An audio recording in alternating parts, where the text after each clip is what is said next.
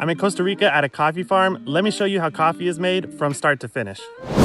So I'm at this coffee farm called Hacienda Doca, and they're walking us through the whole process of how it all begins, starting from the actual sprouting of the coffee beans. So this is how they grow their own plants. Here you can see some plants that are about 3 months old coming out of the ground. And then we've got some here that are about a year old that are just starting to produce coffee.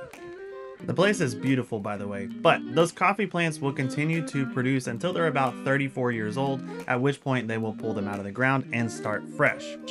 Now the plants will bloom in the springtime and then they will produce these berries or cherries in the fall. And they start off green like this, and then as they ripen they will turn a beautiful red color, which means that they are ready to harvest, which happens from November through February.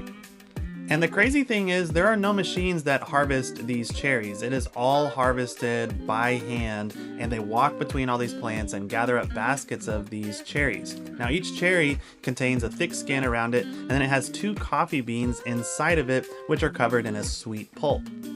This particular farm is about 4,000 feet elevation. Once the cherries are harvested, they're brought over to this place where they are dumped into this big vat and mixed with water. And thus begins the process of processing those cherries, because what we're interested in are the beans that are inside of the cherries, and there's a lot of other stuff inside of that cherry that you've got to separate out. Now what you're seeing in here are the old machines from the processing plant of this farm. These were built in the 1920s. They're no longer in use anymore because they've been replaced, but this is how they used to dehusk and get rid of the pulp that was on the outside of the beans by using these fermentation tanks and different machines that they had in this building, which is all powered by a river. Some parts of this plant are still in use, but we'll come back to that in just a minute.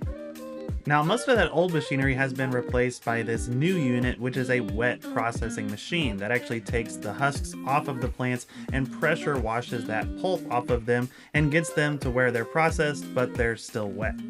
Now to dry them, they lay them out in the sun first of all and make sure to rotate them to get them dry evenly, and then they will move into one of the old machines again, which is this great big one that actually is a forced hot air dryer that finishes off the drying process. But there's still one more step. You can see on this seed there's a thin layer of what's called parchment on the outside that has to be removed, so they'll actually put them through this last machine, which is the parchment remover, and then you're left with the raw beans that go into bags, where then they can be shipped all over the world, and they are now ready to be roasted, which just happens to be the last step in this process. And here's a roasting machine, which you will see very commonly used for roasting those beans. So there you have it. Now you know what goes into that cup of joe, and you can enjoy it just a little bit more. So cheers to having some great coffee.